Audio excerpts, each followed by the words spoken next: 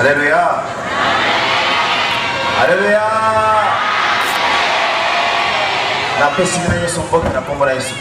Je vous salue tous au nom de Jésus-Christ.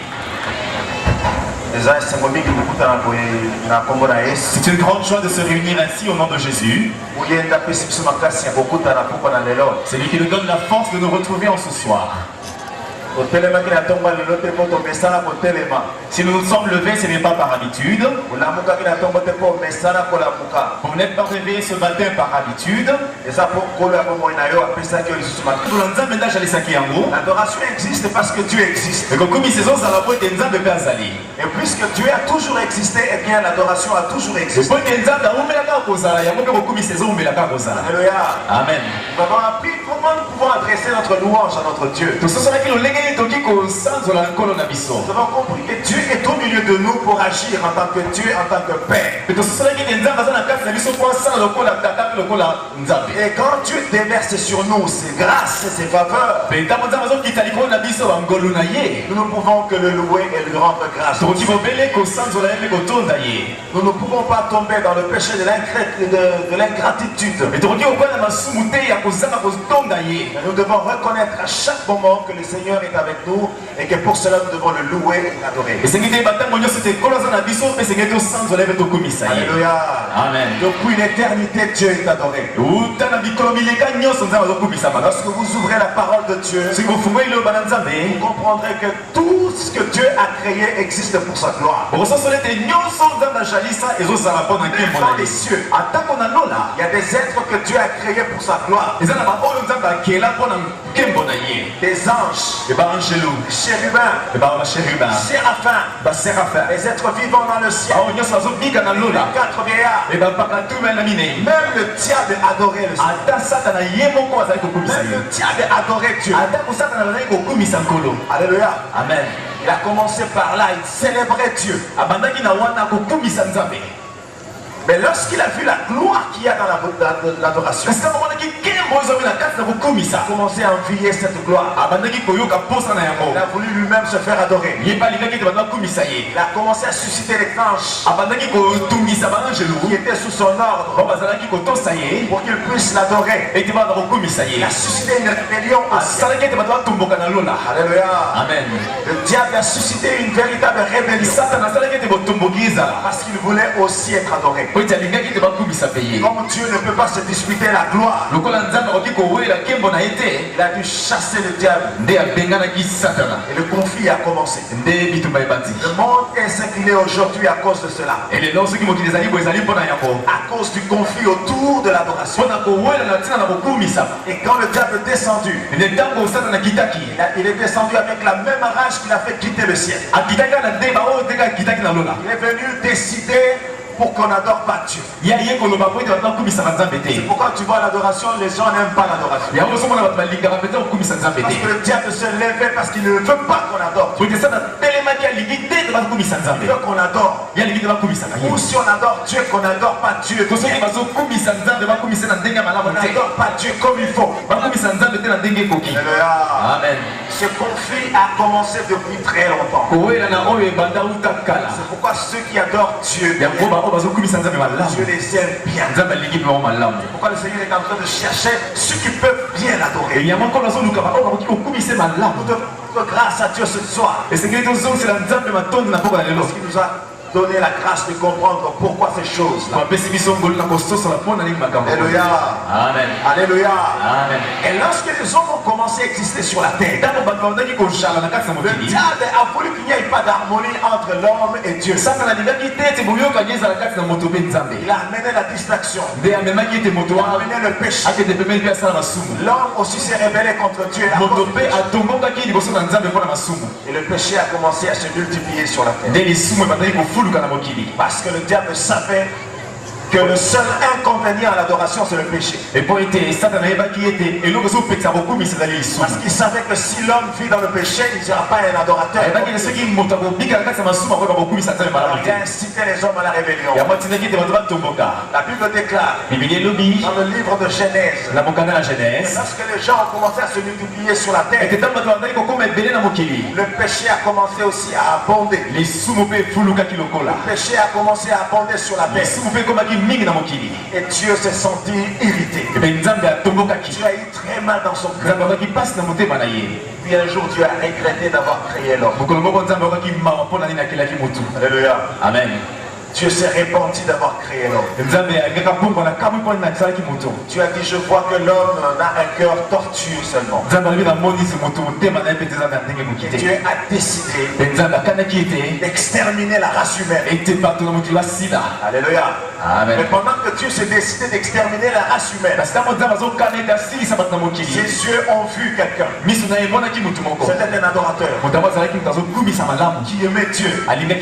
Écoutez, quand vous êtes un vrai adorateur, quand vous aimez Dieu, Dieu vous met à part toujours. Même lorsqu'il y a une punition collective, il n'arrivera pas. Dieu a trouvé Noé. Noé qui avait fait plaisir au cœur de Dieu. Dieu a mis Noé à part. Alléluia. Amen. Et Dieu a frappé les hommes. La Bible dit qu'il y a eu 40 jours de déluge. Les eaux avaient rempli toute la surface de la terre. Tous ceux qui vivaient sur la surface de la terre, il n'y avait que 8 personnes qui sont sauvées. Noé et toute sa famille. Ainsi que toutes les bêtes que Noé avait protégées. Vous savez à l'époque comment se faisait l'adoration? J'aime bien le dire en lingala Kotumbambeka. C'est-à-dire on allait prendre des bêtes, on égorgeait les bêtes, on mettait au feu, on sacrifiait à Dieu. La bonne odeur qui montait faisait plaisir à Dieu. C'est comme ça qu'on adorait. Alléluia. Alléluia. C'est comme ça qu'on adorait à l'époque. Et lorsque les eaux ont commencé à baisser, après 150 jours, les eaux ont commencé à baisser. On a commencé à voir de nouveau les plantes. Noé a compris qu'il était temps de commencer une autre vie. Et le premier acte que Noé a fait, c'était de remettre encore l'alliance avec Dieu. Noé avait adoré Dieu. Alléluia. Noé avait adoré Dieu. Vous savez, la rébellion contre Dieu avait frappé l'humanité de graves sanctions. Vous savez qu'à l'époque, les gens vivaient pendant très longtemps. Et un homme qu'on connaît, il s'appelait Mathusalem, il avait vécu 969 ans. Alléluia. Il a vécu pendant 9 siècles et demi. 969 ans. Il vivait pendant longtemps en péchant. Il y a un autre qu'on appelait Lémec. Il avait vécu 777 ans. La première sanction que Dieu avait faite, c'est de réduire d'abord le nombre des années. Si jamais je peux laisser l'homme vivre si longtemps,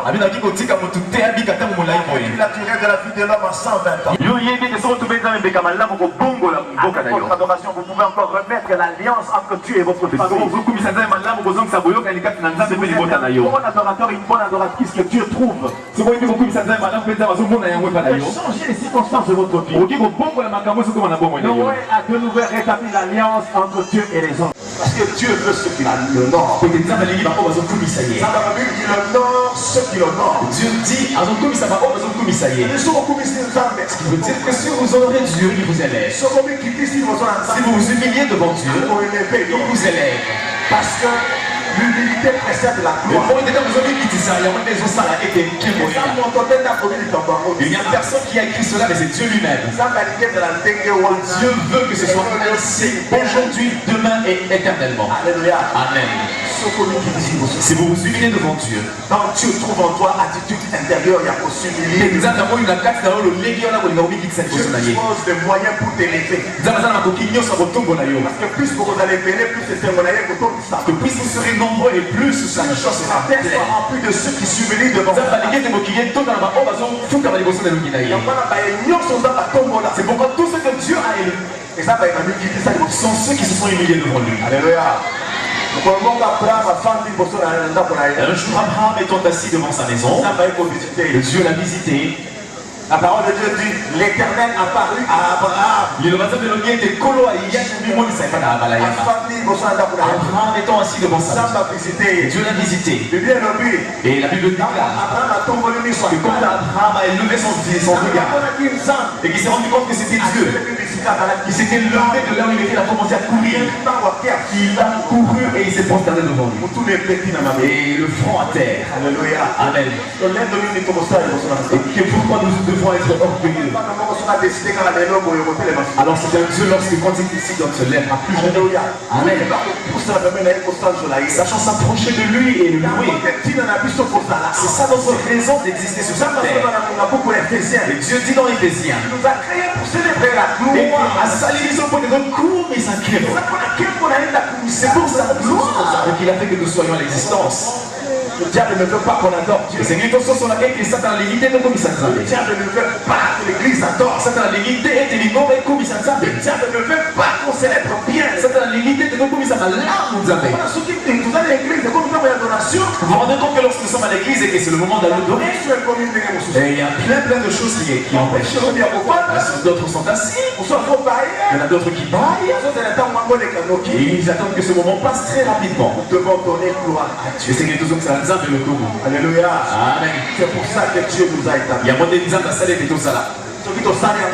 nous ne le faisons pas, ça veut dire que nous passons en dehors des objectifs que Dieu a tracés pour nous. Je le dis toujours. La Bible me l'a dit, le Dieu qui est grand au-dessus de toutes choses. Et il suit sa parole et un seul mot suffit pour que tout s'accomplisse. Et qu'il commence à chercher des gens. Mon père cherche. Que Dieu commence à chercher des gens. Il est capable de dire que dès cet instant que tout le monde devient de vrais adorateurs.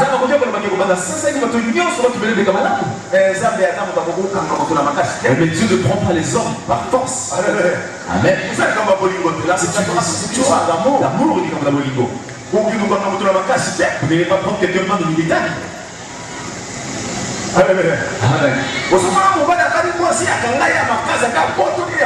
Avez-vous déjà vu un homme épouser une femme et il la prend de force? Et si cet homme fait ainsi, c'est qu'il n'aime pas sa femme. Parce qu'il veut dire que ce mariage n'a aucun sens. Car on a pris une femme de force et on l'a amenée maintenant. Et tout homme, quelle que soit son élévation et sa richesse, et devant la femme qu'il a toujours aimée, il devient un petit enfant. Il devient tout petit.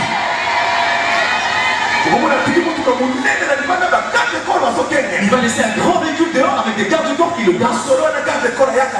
Et dans ces discussions-là, le garde du corps ne s'approche pas. Il vient tout seul. Avec des histoires. On ne parle pas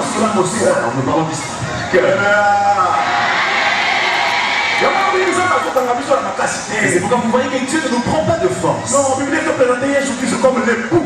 Et la Bible présente Jésus-Christ comme au bac. L'église comme l'époux. Et présente aussi l'église comme étant moi. C'est une histoire d'amour. C'est pourquoi il cherche. Il cherche. Amen. C'est pas la et ce serait une bonne chose que Dieu ne rencontre. Et parce que Dieu cherche, ce serait bien si tu serais parmi eux. Alors j'aime ce qu'il m'aime. Alors c'est très compliqué que tu trouves ces gens. Parce qu'il faut qu'il faut démontrer à Dieu que tu l'aimes. Alléluia. Amen. Mais depuis que sa parole a commencé, Dieu est toujours en train de chercher. Et pourtant cette parole a été donnée à tout le monde. Mais très peu de gens sont appelés. Alors que Mille va bien gagner. Mais peu seulement sont restés. Les peu qui sont tenus là. Ce sont les bien-aimés de Dieu. Et ceux qui mettent leur tête sur la poitrine de notre Seigneur. Et ils parlent des sentiments de leur cœur. Je veux que mes paroles soient agréables. On disait, on dit ce qu'on ne peut dire qu'à lui seul. Il y a des choses qu'on ne peut dire qu'à Dieu. Il y a des paroles qu'on ne peut entendre que de lui. Et Dieu cherche jusqu'aujourd'hui. Alléluia. Amen. Sachons nous rapprocher de Dieu. Et ne le prenons pas comme un dérangement. Ne te dérange point. C'est une histoire entre toi et Dieu. Et il faut savoir que lorsqu'on se prosterne, Dieu ouvre les cieux. Beaucoup de gens se sont déjà prosternés devant Dieu. Et il a ouvert les cieux pour eux. Nous avons fait la fois passée l'histoire à Josué. La fois passée, on parlait de Josué. Le commandant de l'armée d'Israël. Et ils allaient pour conquérir Jéricho. Et devant la ville de Jéricho, ils savaient quoi faire. Et la Bible dit qu'il était debout en train de prononcer Jéricho. Il faisait des calculs par où commencer. Parce que Jéricho, c'était une ville qui était construite avec des murailles. Et c'était bien caché dans une forteresse. Et que Jéricho n'était jamais en retrouvé avec la connerie. Il y avait de grandes forteresses et qui encerclaient Jéricho. Et par où pouvais-tu entrer? Et Dieu dit à Josué que je te donne Jéricho. Et Josué arrivé devant Jéricho, était debout. Il se disait par où vais-je commencer? Alléluia. Amen. Par où vais-je commencer? Et tout d'un coup, il a vu un regard. Et il a vu un jeune homme qui était debout. Et c'était vraiment un robuste. Il avait l'impression d'être un roi ou un dirigeant. C'était un homme qui connaissait ses amis. Il connaissait tous ses commandants, tous les capitaines. Il connaissait tous toutes ces troupes. Il savait cette personne, il se rendait compte qu'il ne la connaissait pas. Et il était suspect. Est-ce que nous, c'était un espion. Il s'approchait. Il s'approchait. Et en s'approchant, il arrivait juste à côté de lui, il demandait: et comment? Vous êtes des nôtres ou vous voulez l'arriver tout de suite ou comment? Qui êtes-vous? Et il a décliné son identité. Et il est à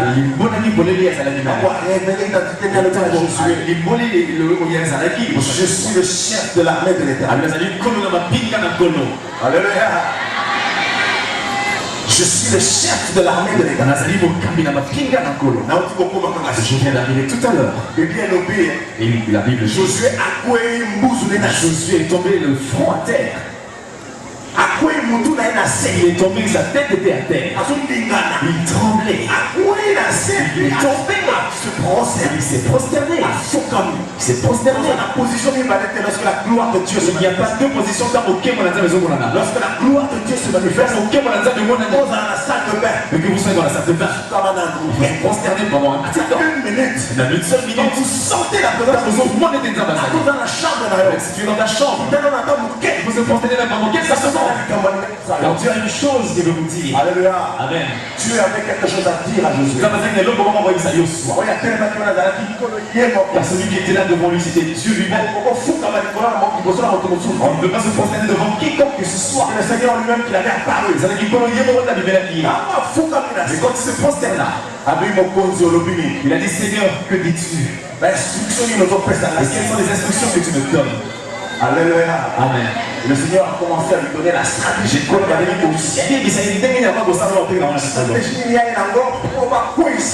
Et quelle stratégie il avait emmené pour que Jéricho soit conquis? Josué a son instruction à la prosterner. Exerce-toi la prosternation. Il y a des choses que Dieu vous dira concerner. Il y a des pensées que Dieu va inscrire dans votre cœur. Tout le monde là, de sous-souter prosternation à la culte de la mission. Il ne faut plus jamais enlever de nos cultes la prosternation. La prosternation à la culte. Au contraire, rétablir la prosternation dans nos cultes. Parce que nous avons tombé au sein de l'Anza. Car nous sommes des gens qui viennent pour nous. Nous sommes nos ancêtres. Et si on lit la Nzebo, tout cool, nous sommes nos ancêtres. Vous verrez comment David dit que nous approchons dans les Grèces. Et puis et nous nous prosternons, et nous nous humilions, nous humilions devant Dieu. Et toutes ces deux étapes doivent se retrouver dans le cheminement de Dieu. La plupart du temps, nous nous arrêtons à la première étape. Et nous dansons dans une transpirant. Et nous faisons notre adoration, nous allons monter les mains. Et on passe directement au message. Et pour la l'église, il faut fou comme un capé. Nous, les pentecôtistes, nous laissons tout à nous. Je pense que même un jour, nous allons manger en esprit. Quand vous dites, vous vous et vous vous prosternez en esprit. C'est un acte physique qu'il faut manifester en gros. Et d'autres années, on nous demande de faire physiquement. Abraham couru, il s'est levé, il a couru. Et quand on a dit qu'Abraham a dit il s'est prosterné devant l'Éternel, il s'est prosterné. Et quand il dit et la tête était au sol. Et il dit à Dieu, je me prosterne devant la chanson alors que vos deux jambes sont debout. Même si on se prosterne dans l'esprit. Pourquoi vous ne mangez pas le manioc dans l'esprit? Alléluia. Pourquoi vous ne mangez pas vos molécules en esprit?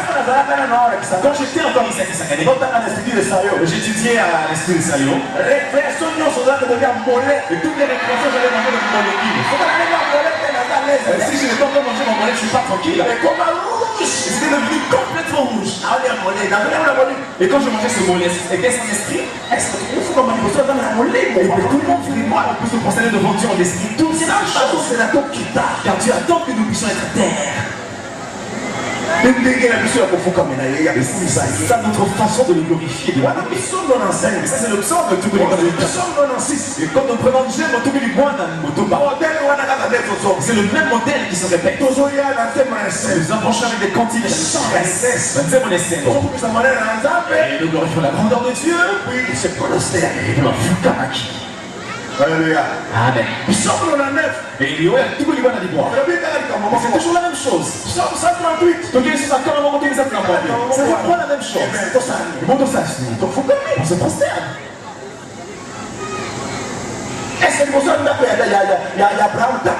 Et devant la maison d'Abraham, il y avait-il un tapis? Il y avait aucun tapis. Il n'y en avait pas. Et il n'y avait même pas de goudron. La Bible dit qu'il s'est prosterné face contre terre. Mais nous aujourd'hui nous demandons de grandes personnes devant Dieu. Et ceux qui se prosternent devant Dieu là dans les cieux ont porté des couronnes de personnes sur la terre. Les années qui mais quand ils se prosternent devant Dieu, ils enlèvent leur couronne et donnent devant le trône de Dieu. Qui sommes-nous pour que nous soyons devant toi? Ils jettent leur couronne. Mais depuis que vous étiez venu, vous êtes debout. Et depuis que tu étais assis, il est temps aujourd'hui qu'on enlève les bancs. Lorsque nous voulons adorer, nous enlevons tous les bancs. Celui qui se couche, couche. Et celui qui se prosterne, se prosterne. Il n'y a personne qui va jeter un coup d'œil à gauche. Dieu veut replacer l'adoration dans notre pays. Et ici, au moment de l'adoration de nous, Dieu veut régner dans notre pays. Et Dieu veut régner des hommes et alléguer des actes dans notre pays. Le règne de Jésus-Christ sera dans très peu de temps réel dans notre pays. Le Seigneur veut prendre le contrôle de notre pays. Et pour que son règne descende dans notre pays, l'adoration se lève devant notre pays. Nous devons avoir que les réunions d'adoration. C'est le moment où c'est que nous allons faire nous allons adorer le Seigneur. Nous pouvons réunir même deux personnes dans le lieu de et vous vous prosternez. Je sais que la quatrième personne vient. La quatrième personne vous suivra. Parce qu'il y a des anges qui n'attendent que cet acte. Il y a d'autres anges qui ne connaissent pas notre position. Ils ne connaissent que la constellation. Il y en a d'autres qui ont été créés avec des ailes.